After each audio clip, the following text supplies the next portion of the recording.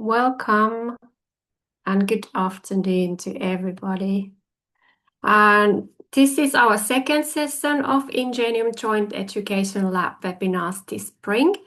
My name is Kati Viljakainen and I will be hosting today's session. It's a pleasure to have you all with us as we continue exploring the outcomes and experiences and the future possibilities created throughout the Joint Educational Lab project 2025. The Education Lab is an experimental and decentralized teaching and learning network within Ingenium. It brings together diverse expertise, educational spaces, facilities, staff, students, stakeholders, and RDI expertise.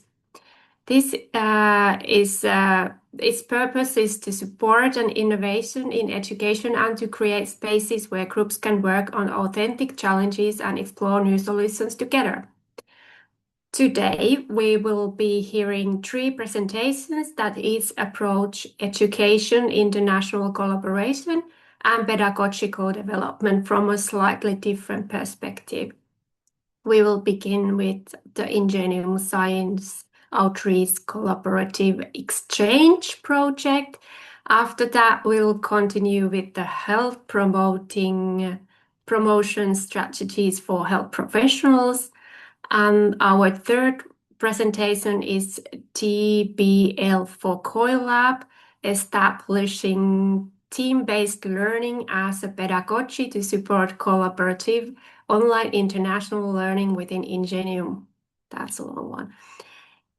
Each presentation will last approximately 20 minutes, followed by time for questions and discussion. Once again, welcome. Let's begin with our first presentation. The stage is yours. Thank you for the introduction. I'm Maria Fouskaki. I'm lab teaching staff in the University of Crete in the Department of Chemistry. I'm here as a co-responsible for our chemistry outreach group, a group that we have here in the department. I'll tell you a bit more about that. And we will share our experience of implementing this science outreach collaboration education lab with Professor Eduardo Dopico from the University of Oviedo. Okay, let's. So the group we have here is a group of students, postgraduate and undergraduate students.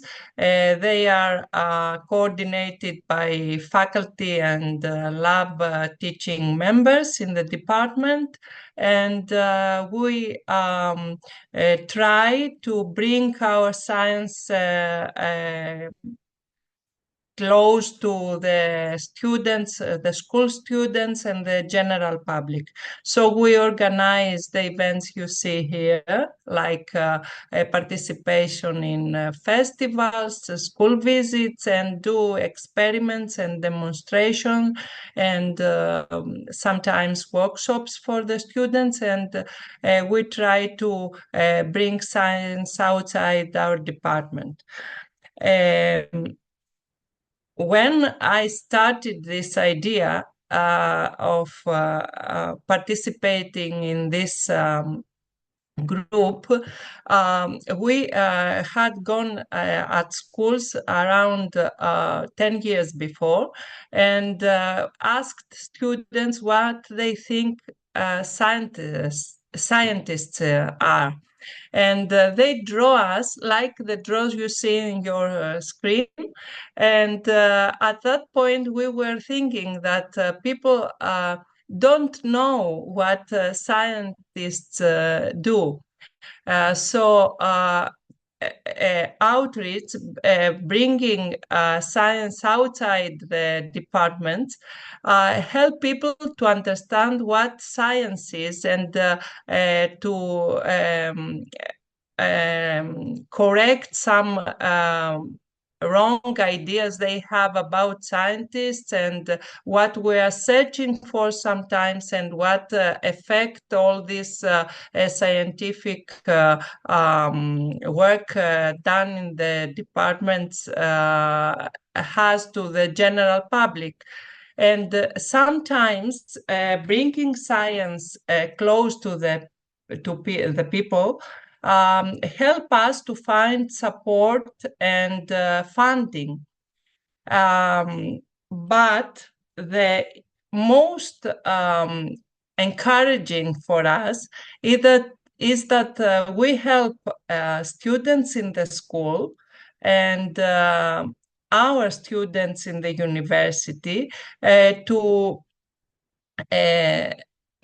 cultivate skills that sometimes it's difficult to do it just by having them in a class. And our students like very much that they engage younger students and be the persons that they would like to be alike in the future, and that they develop skills of communication and collaboration between them. So it's a way to advance careers in science, both for university students as well as students in the school. We do that more than 10 years in our department, but when I, at the beginning, started to participate in staff academy events that Ingenium organized, I saw that it was something that could be interesting for other people, and that we could share this experience with other people. So I was thinking of establishing how to establish a network to find other people doing the same and share knowledge and best practices, and that could be a way for us to empower our students and our team members, and find new ways to communicate science in the public, and why not collaborate in the future and organize events or activities together.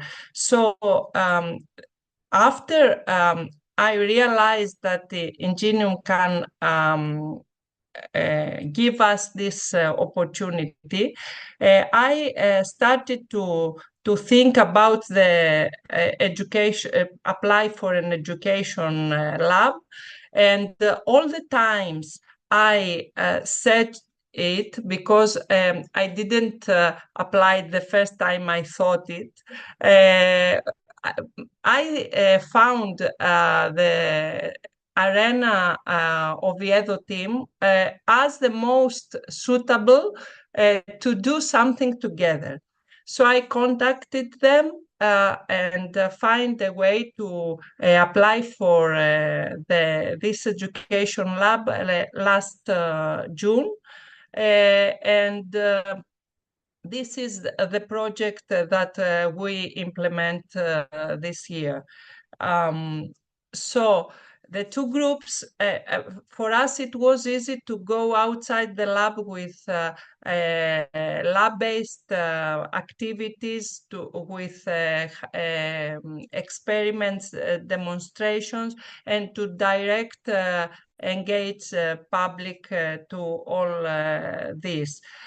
For the group from Oviedo had an experience in didactics and educational innovation, and they have used examples from biology and environmental science, environmental resource management and sustainability to engage people in their area.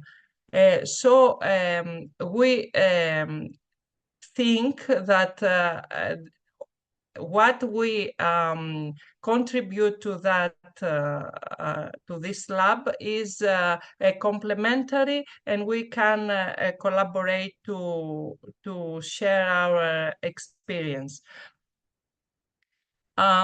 Here you see the timeline for the project, what we proposed and what we did in fact.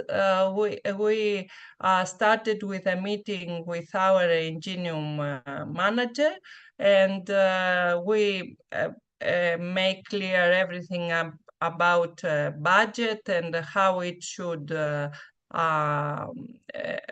thing should be to be in accordance with the project. And then we had a kickoff meeting last September with Professor Dopico. It was our first time that we talked to each other. We had only exchange emails. And at that time, we introduced our groups, what we can do, what we expect from this lab, and we set the basis for our collaboration. Then we exchanged visits. We went at Oviedo in December, and the Oviedo team came here in March. And now I'll tell you details about the exchange. And this webinar is a summary of what we have done, and we have some ideas how to continue the collaboration in the future.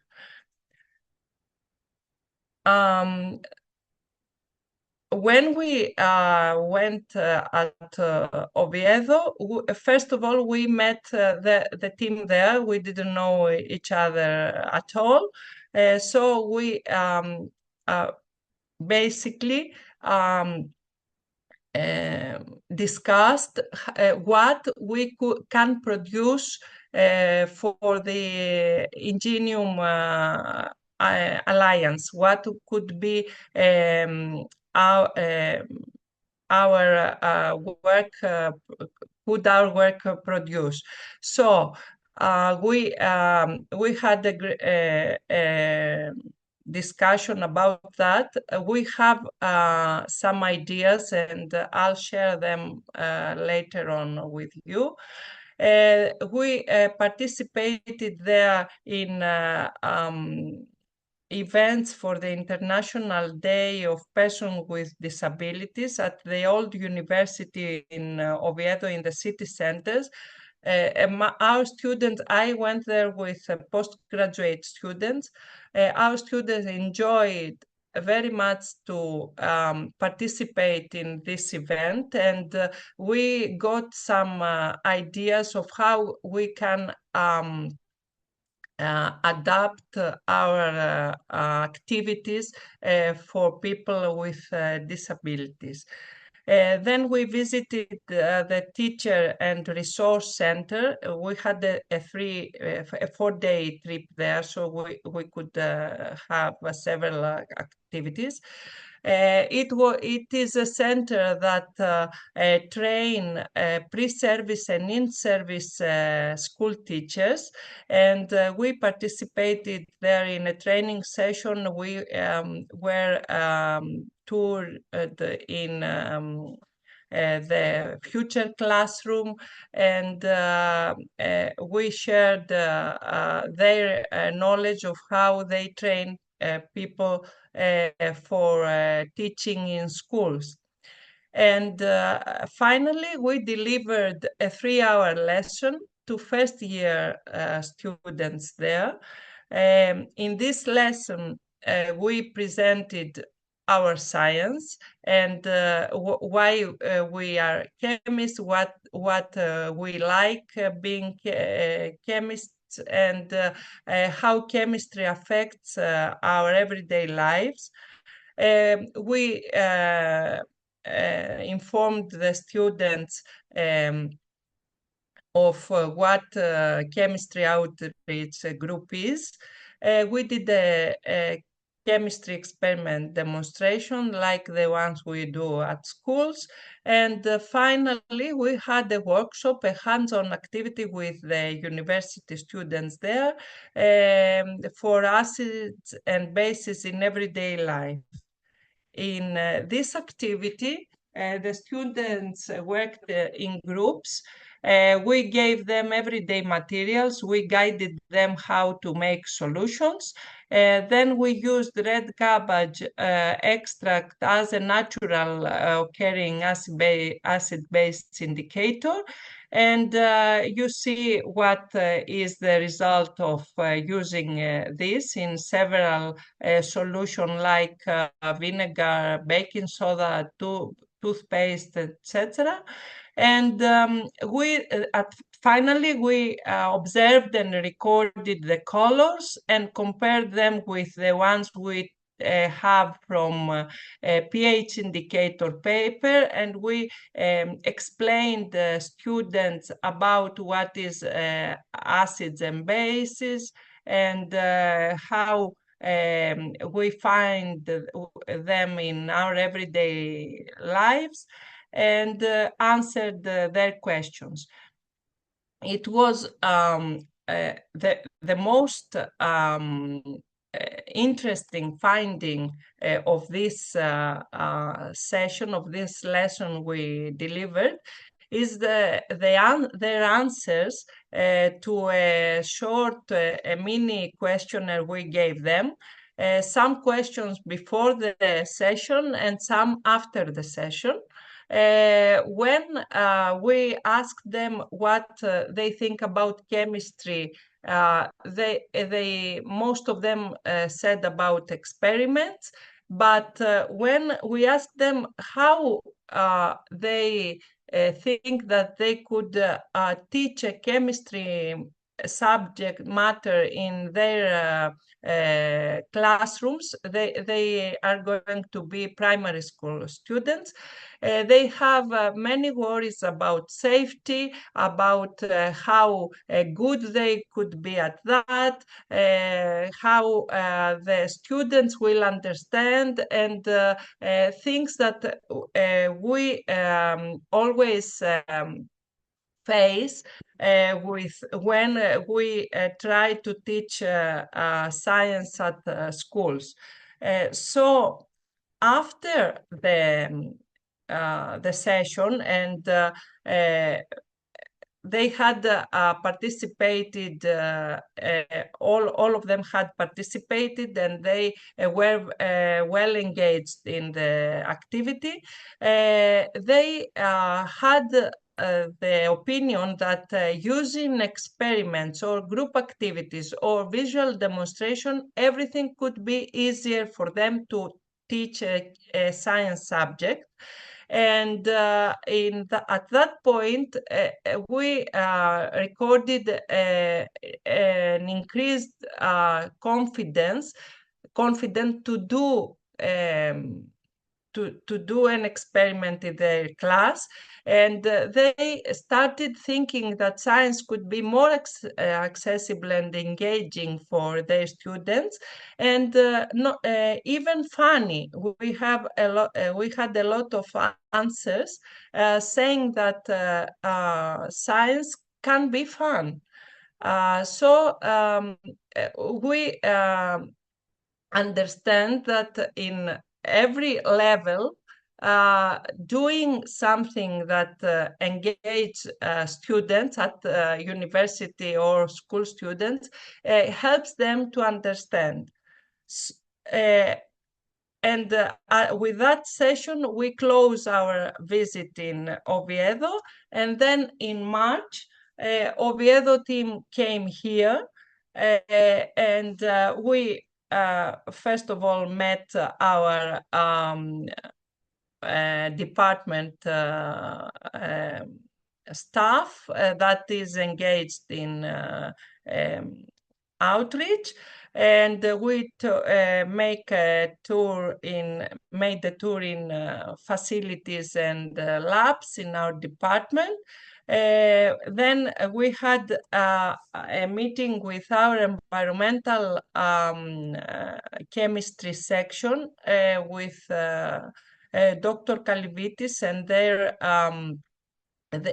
he presented us the project that they implement in schools for teaching climate change and the activities they are doing for that.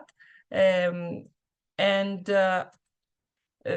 we had some visits in the library and in the Natural History Museum. It's in Crete. It's a university museum, and it's a very good and useful way for us to teach science matters, the existence of such museums in the university. So there we had a tour in the exhibition, and then we were informed about their educational projects and programs that they implement with students. And finally, we had a seminar from Dr. Kalia Katsaboksaki about writing for publication, and because this is the thing that we think this is the resource we want to leave for the Alliance. Professor Dopico gave a seminar to us, to our outreach students, about how they used participatory science using kits to give them in citizens and people in their region, and how they gathered data and engage all these people in their region to environmental problems they had, and they presented us a water problem in a river there, in a river lake there. But they have used this approach in other subjects as well. And it was very useful for our students to see what other people do in other universities with engaging the public. So, what is the outcome of this project? We found a team to collaborate, and we have started thinking of doing things together in science, outreach, and education. We are searching how to continue the exchange between our students in the two departments and universities. And we have discussed, and it is mature enough, the idea to create a course on how we write a scientific paper and how we present scientific data to help our students to do so. In the future, we have discussed about certain calls to submit joint proposals. But apart from the academic part. We found people to collaborate and share things together and spend time together and learn about the culture and the environment of the other country and the local areas. And it was a gain for us as well. So I'll stop here. I'm open, yes, to question. Our students, ex and present, are here. If I see the participants, so we can answer Thank you, together. Maria. Thank you. Uh, it was a beautiful journey you had from a staff academy to this project and all the collaboration you had. So that was really interesting to hear. I actually want to praise your pictures as well because there are a lot of photographs which are always nice to see in presentations, but also those drawings that you showed us earlier from the younger students or pupils, the kids who were drawing the scientist. So it's really nice start for your work because you can see actually that they are not having very positive view about scientists. Yeah. Okay, then we move on and thank you for this first presentation and let's step into the second one. I have to check the actual name of it. Health promotion strategies for health professionals. Please. Okay, thank you, Kati. Yeah, first and foremost, it's an honor to be here. It's a pleasure to see everyone. We already know each other with some of you guys, so let me share my screen. But other than that, I just want to mention that initially the name of the project was Health Promotion Strategies in Nursing, but we adjusted and updated the title, so now it's more inclusive for just health professionals in general. So as previously mentioned, health promotion strategies for health professionals. This is the title. It's the new official title of the project, the micro-credential actually, because this is the pilot micro-credential for the entire Ingenium Alliance. And the associated partners, first and foremost, University of Oviedo. Ruben Martin Payo is the leader there. Who is involved in this project specifically. From the second one is XAMK from Finland. The associated person is Sari Lantera. And the third one is the Medical University of Sofia, and I am the corresponding person and the leader there. My name is Simeon Slavchev, and as previously mentioned, yeah, we already know each other with some of you. So what's the deal? Was the idea. As you can see, we used the predefined questions from the initial email that we all received in terms of what information has to be included. So beginning with the concept behind the project, the entire process and progress. So first, basically, we finalized the curriculum. This was done like 2 months ago or so, with full TECTs, which was jointly developed by the three universities. We also reviewed the entire syllabus and updated through three collaborative iterations. After that, we have the schedule, which is planned for from the 20th to the 24th of July this year, 2026. And it will take place, the in-person element, it will take place at the Faculty of Medicine and Health Sciences at the University of Oviedo in Spain. And we will launch the official recruitment process, which will target around 12 to 20 participants. And we'll be distributing an info letter It will be disseminated among the different Ingenium partners in English, and this will be done around mid to late May, this May. So it's coming in shortly.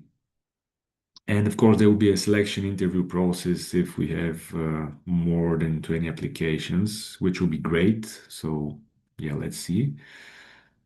Other than that, the budget approved. This was done last year it was the November edition of the Education Lab project call for 2025. And as you can see, the allocated budgets from the different partners and the different contributions. So now that you know all the different, the main concepts and, the entire idea behind this micro-credential, essentially, what is the problem that we are addressing? Well, since it's about, gaining specific knowledge in practical strategies for health promotion, the issue that we're mainly tackling is the gap in health professional training related to health professionals and how they view health promotion in general.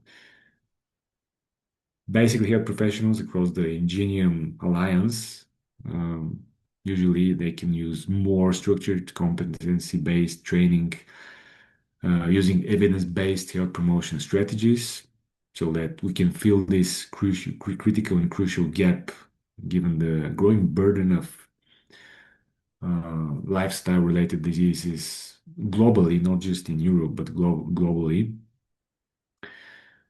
Also, there's no pan-European micro-credential of this kind that currently exists. So this is something that combining the behavioral theory with the more practical or hands-on health promotion design, which we plan to implement. And we also cite the Ottawa Charter from the WHO from 1986, saying that health promotion is the process of enabling people to increase their control and improve their health, because the main thing is, the personal lifestyle and the choices that each individual makes. So by this, the course that we have in mind is directly operationalizes this mandate by training the professionals who can then design evidence-based change in actual real-world scenarios or communities. As for the approach and methods, well, it's a theory to practice design, as previously mentioned. Yeah, we have the theoretical framework. Of course, it's the fundamental stage at the beginning of the course of the micro-credential. But after that, we have the practical element through the hands-on project. So this is something that we want to facilitate in terms of having actual, tangible practical experience so that the participants can then transfer this knowledge in their own professional paths. So starting with the theoretical foundation or framework, as previously mentioned, of course, the Ottawa Charter, the health belief model, also the trans-theoretical model, the I-change model, and the behavior change wheel, which is all meant to be added to the first day. So that's the theoretical framework, around 5 hours of lectures, which will be conducted by all three of us who are involved in the micro-credential project. There will also be some element for networking and being able to get to know each other after that. From day 2 to 4, it will be more hands-on, as previously mentioned. There will be 4 interprofessional groups, which will be predefined to design a complete health promotional program for the simulated Ingenium city populational scenario, which we came up with as an idea. So again, it will include 5 hours per day practical sessions. And on day 5, we have the actual defense of the project. So each group will have to defend their own project ideas, which will also include a reflection stage. The whole thing will be around 3 hours. And of course, there will be a rubric-based peer and instructor feedback. And also there will be a pass or fail grading involved. And in total, our idea is that this micro-credential will provide 2 ECTs for a total number of hours around 50. So this is the rough framework and idea that we have about how it will be implemented. After we implement this hands-on approach, after the in-person week and the obvious conclusion of the micro-credential, what is the impact and transformation? What change um, do we desire for it to bring in the future? On one hand, we have the students as change agents or actual participants, of course, the health professionals who are trained to design evidence-based interventions that shift not only the social but the environmental and economic determinants of health in their own societies, their own countries. And also, I already said that, but this is the Ingenium pilot micro-credential. So it's the first jointly developed micro-credential of the Alliance. It will be launched this July. And it's a replicable model that can be used for future cross-institutional short courses related to health or other fields that are somewhat tied to health and health promotion. And of course, it brings the health equity focus in terms of how participants will develop intercultural competence and a more equity-centered point of view and understanding how health is shaped differently across the 10 Ingenium partners as part of the alliance.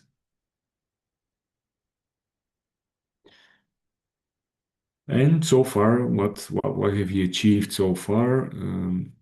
On one hand, we have the full curriculum, which is now developed. As previously mentioned, 5-day program in person with the schedule and the entire curriculum finalized. The approved budget is already seen in previous slides.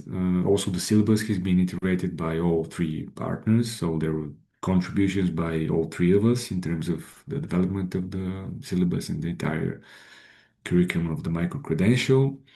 Also, there is an open educational resources planned, so this involves teaching guides, student workbooks, and also other relevant tools that we can use and disseminate.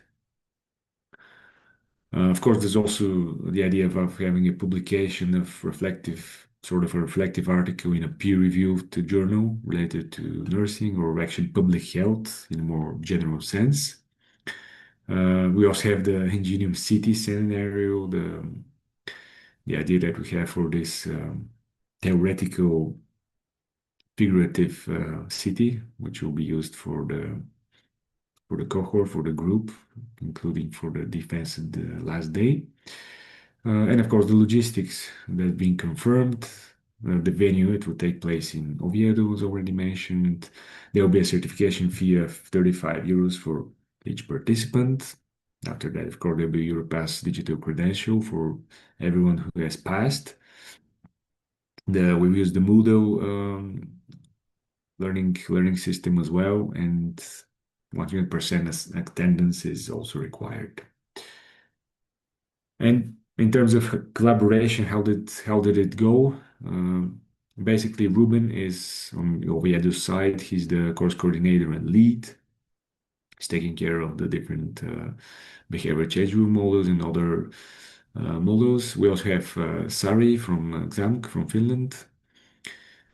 She'll be focused more on the theoretical, trans-theoretical model, the behavior change techniques, and a co-developer of the syllabus and the Ingenium city scenario. And there's also me, responsible for the health promotion concepts and social determinants, and also completed in the syllabus.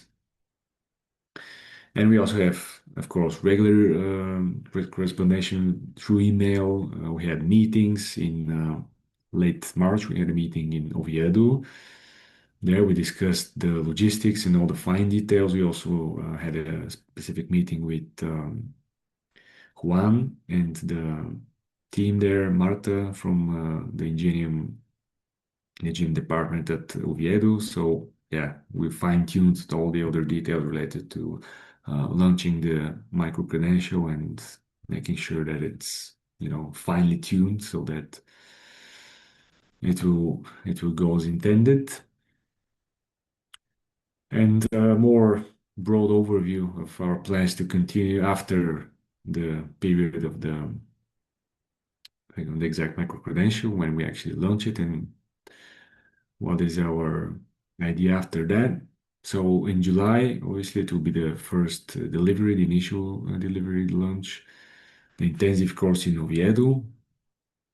After that, in the autumn of this year, there's the idea of having a reflective article to be submitted in a peer-reviewed journal. And also the idea is that we disseminate course materials, of course, in English, but also in other languages as well for all the different alliance partners. And after that, in 2027 and beyond, as previously mentioned, there's the option of replication and expansion of this entire model of this specific micro credential. So this, of course, can be offered annually. Also, we can explore additional co-delivery options for example, at Examk in Finland or at Medical University of Sofia in Bulgaria at our campuses. So it can be expanded in terms of the target audience, and potentially we can include other health related disciplines. So that's another option and something that we can look into, of course, again, as the initial, as the pilot micro credential for the alliance. There's a bit of a pressure there because we want to make sure that it goes smoothly and everything is just right.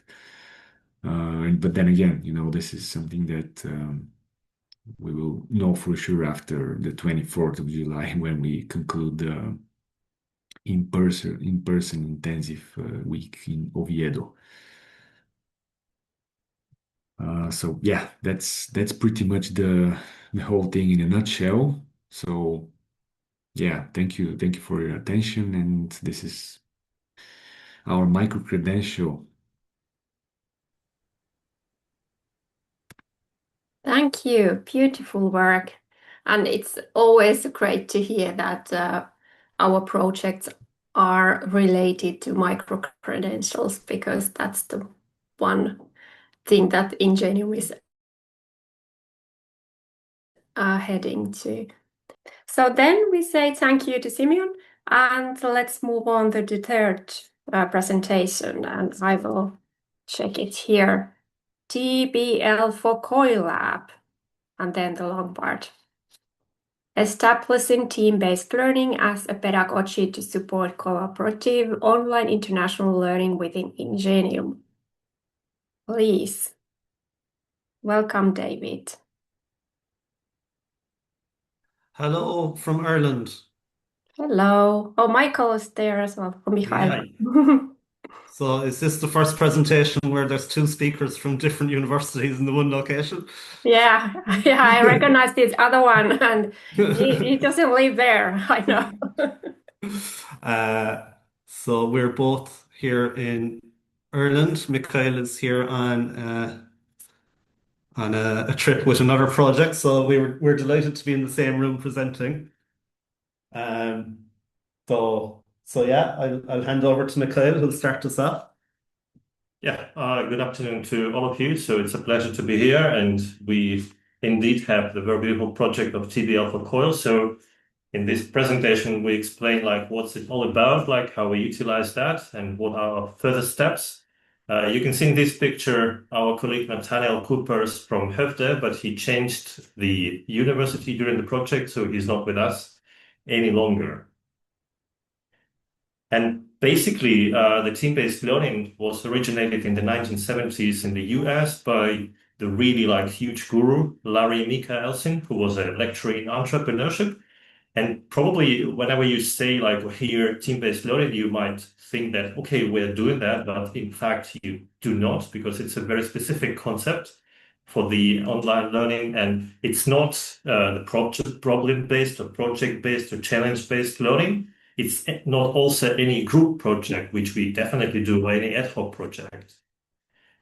And you can see in this picture a kind of model or course structure, which you do like over the semester. It can be 5 ACTS, 10 ACTS course. And usually we have maybe between 4 to 6 TBL units within the semester. And each of them, it's a kind of organism. So it has the cycle of learning. And the cycle just been designed to make sure that the flipped classroom learning works and people really learn, are able to interpret and benefit from that in team and individually. So the first step of any TBL project is the pre-learning, which you do like, you call it like pre-work, and you usually do it before the group interaction. And one of the key challenges which we might all notice that people are lazy by origin. So, and probably they might not follow the instructions, so they can be like skipping this task of reading something in advance. And that might be a challenge. So in TBL, there are quite many quizzes which we can apply, and they are like low stake, really like low pressure quizzes, which encourage people to give feedback on the pre-learning setting. And definitely, if there is any misconception, misunderstanding, it's moderated by the lecturer or a set of lecturers. And people learn very much from one quiz to another. It can be like a couple of them during the learning format. And if everything is done perfectly, then definitely everyone learns and benefits. What's the key here is the feedback, the timely feedback, which students give to one another, and also lecturer helps. And here is one of the examples which we used in our project. So students do this quiz individually and then in the team. So that's super important that you reflect first individually quite like quickly, and then you try to interpret that in a team. So it's a kind of hermeneutics. The role of interpretation is quite high here. And after that, there is very important that we use the application exercises. So it's about like 20, 30 minutes of practical exercises, can be a couple of them. Definitely they are like 100% applied problem based, and they are made usually in breakout rooms if we speak about the COIL. People apply their learning. They have different like formats. It can be case studies, it can be practical tasks, it can be some kind of video or audio observation or role plays. So anything which is related to your format. And one of the application exercises which we used in Finland, for instance, the selection process for a job, where students can critique that from a diversity inclusion perspective or multicultural diversity perspective. Another interesting exercise was about the role of social sustainability when you make the decisions if you are the HR manager or you kind of play an HR manager. So there are quite many cases and vignettes which reflect the real life tasks. Oh yeah, thank you, Mikhail. So as Mikhail discussed, you have a quizzing piece where that helps everyone clarify misconceptions around the basic concepts. Then we have the application exercise phase. And this is an example of a question that would appear in the application exercise phase. So you get the teams all working on the same problem, and they have to make decisions or come up with small outputs that are visible to the whole class. And here you can see that how the group discussion follows in the online format. So the tasks themselves by nature are quite complex, but the outputs are simultaneous and very quick. And definitely a lecturer has been observing the results and can facilitate the whole discussion. So the teams, they need to make a very quick decision, and then a lecturer and teams, they go in rounds about the explanation what lies behind the decision. So there is analysis of really complex things, but in a very simple decision format, like ABCD format. You need to make a choice. So the lecturer's job is to not just deliver content, but to facilitate discussion where the teams put forward their decisions. They can see what everyone else has decided, and the lecturer facilitates to try and help there be critical thinking and in-depth learning. So the thing about team-based learning to try and get that interaction working, uh, the 4S format for designing an application exercise is something that helps get that kind of lively engagement. So the 4S means that you have to have significant problems, so kind of real life practical problems like we were talking about earlier. All the teams work on the same problem.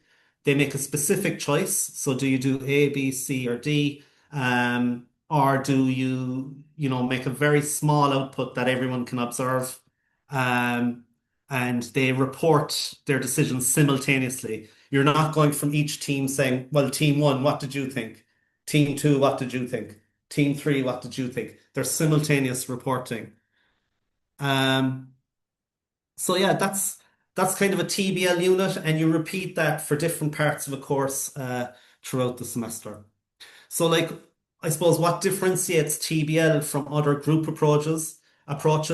So there is a phase of establishing foundational knowledge before people do the group work. There's no team project management. You're not asking the teams to go off and do a big project together. It's very much about discussion and critical thinking and collaboration throughout the semester. Sometimes we can have very sporadic group work where students will, at just before deadline, come and try and work on the project together. It's not like that in a team-based learning module. It's spread out over a course of 12 weeks. Um, and of course, you can also have a group project, for example, that you use in your module. Even if you do use TBL, it's just TBL is kind of how you uh, facilitate the content as well. So like TBL, like Mikhail was saying, it came from the entrepreneurship classroom from Larry Michelson in the 1970s. It's growing in use all over the world. There's over 700 peer-reviewed studies of team-based learning, and there's a bias towards health sciences, used a lot in medicine and nursing and stuff like that. And like there's meta-analyses and systematic reviews about TBL in nursing and medicine. It's not as well known in Europe. It's more popular in America and Asia. So there is some adoption of TBL in universities in Europe. Here are just some examples. You might see some universities from the countries that you are based in. I've added in Portugal, Netherlands, UK, and Slovenia at the end. So you can see some of the different disciplines there. So the reason why we were interested in TBL4COIL because quite many students from MTU, and some they are quite a lot, so they can't really travel utilizing all the opportunities that engineering provides. So they have families, they have job duties, and definitely they can't even go like for a couple of weeks. So we try to revolutionize the concept, reapplying that to the needs of the employed generation of experts, starting from example MTU. So really, we were interested in how TBL might work in the online environment. So we were really interested in seeing, we knew from doing COIL previously and from the research that the platform is really important. So we were interested in exploring how you could do TBL using the Ingenium learning management system. We were also really interested in looking at how TBL and doing TBL could be a stimulus for students to reflect on intercultural communication. Obviously, that's one big aim of Ingenium is that we have graduates who think and can work internationally and so on and so forth. So we were interested in how TBL could nurture that. And what we also wanted to do was make it easy for lecturers to try it out and develop resources that would help with that. So the first thing we did was we tried to look at what kind of technology would you need to have to make TBL work well online. And we knew from previous work that we did that putting up pre-learning materials is fine, doing the individual quizzes is fine, the team quizzes is fine, but application exercises, that can be a bit more challenging. And there are lots of different tools out there. So like we were finding that Microsoft Forms, we tried that, it didn't really work that well. H5P, we knew that was a bit cumbersome. There are bespoke packages for doing TBL, like LAMS and into dashboard, but they can be expensive. It can be really difficult to get sign off from your university to put that in, and there can be high learning curves with it. So we found a really nice plugin in for Moodle, and we got it put into the Ingenium learning management system. It's called Moodle Board. It's not hugely well known. It's an open source piece of software that just fits into Moodle, and it's free. So we got that put into the Ingenium learning management system, and it allows you to do things like Padlet without having to have Padlet or buy a license and stuff like that. So that was really cool. Moodle board enabled us to do that kind of group work online, obviously using Zoom then as well. So what else did we do? We ran a session where we got students from Sweden and Finland and MTU to do some application exercises, and we really wanted to observe the kinds of discussions that come up because we really wanted to figure out does it give the kind of experience that would help people reflect on intercultural communication? What kind of communication is going on? We also did a face-to-face session in Finland, and we got students to do some of these TBL application exercises and observed the kinds of communication that happens when you do the 4S application exercises. So we did A, B, C, D style questions. So that's the very complex scenario where you have simple outputs, A, B, C, or D. But we did a gallery walk as well, where we got students to present very short sketches and compare and contrast them together as well. And some of the things that we found in both of those instances is, you've lots of people having differences of opinion, a lot of arguing for and against, because you have compare and contrast of very simple outputs. Students debating and talking with the lecturer, okay, who's a kind of a different of a hierarchy. You had people challenging and not challenging each other, and lots of different interesting things going on when you use that sort of formula. And what kind of resonated with us, and this came up from work I was doing on another Ingenium project, was it very much linked in with the culture map of Erin Meyer, and which tries to talk about different patterns of communication that differ between cultures. And we could see a lot of the things that Erin Meyer talks about, like evaluating, persuading, leading, deciding. These are all things that have been articulated as being very kind of sensitive to culture. And these seem to be things that go on a lot when you use a TBL format. So, we found that very interesting. So we think then that TBL could be quite useful for getting students to reflect on culture and how culture can influence them. It's not just how people are different from different cultures, but also how they're similar and how people maybe aren't representative of a national culture. So, there's a lot of in-depth stuff that can happen around intercultural communication when you use TBL.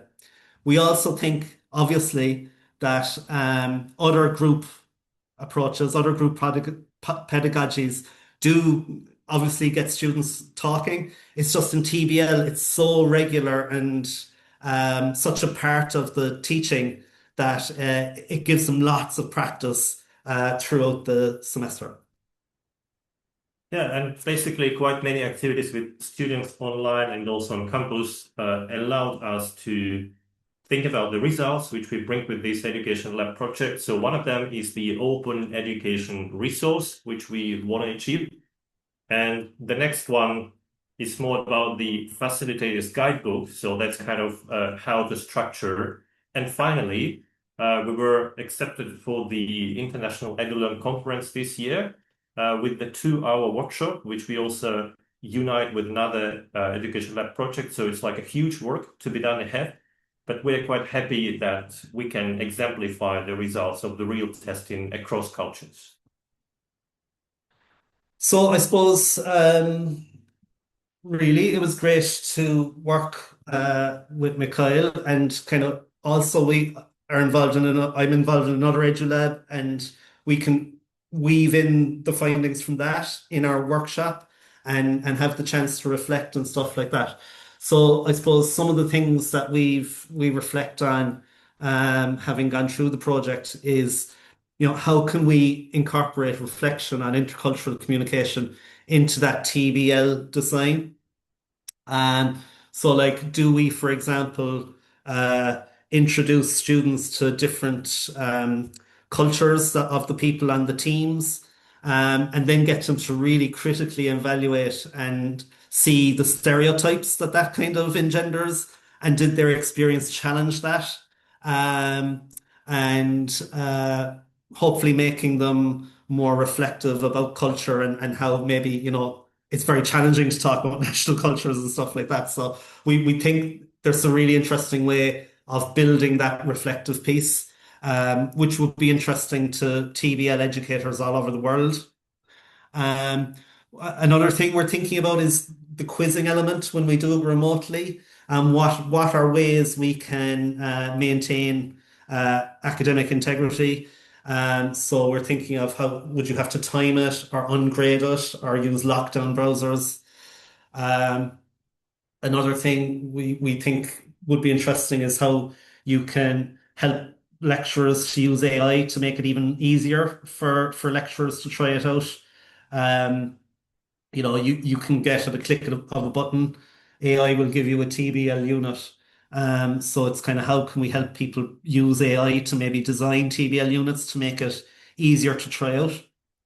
Um, so ultimately, we'd like to build this into some modules. We think it suits blended intensive programs and shared programs across Ingenium, and maybe learn about how it works in practice, um, and do some research on it. And possibly then maybe develop some sort of program where we could teach other educators about how to do TBL if they were interested in trying it out. So that will be some of that's our project, and happy to talk through any questions or thoughts people might have. Thank you, David and Michael. It was really interesting to hear the whole process. So I will end this webinar, and this was the last one of our spring webinars, and we are gathering together next autumn again. So thank you for all the Thank you. presentation. Bye. Thank you. Bye. Take care. Bye-bye. Take care.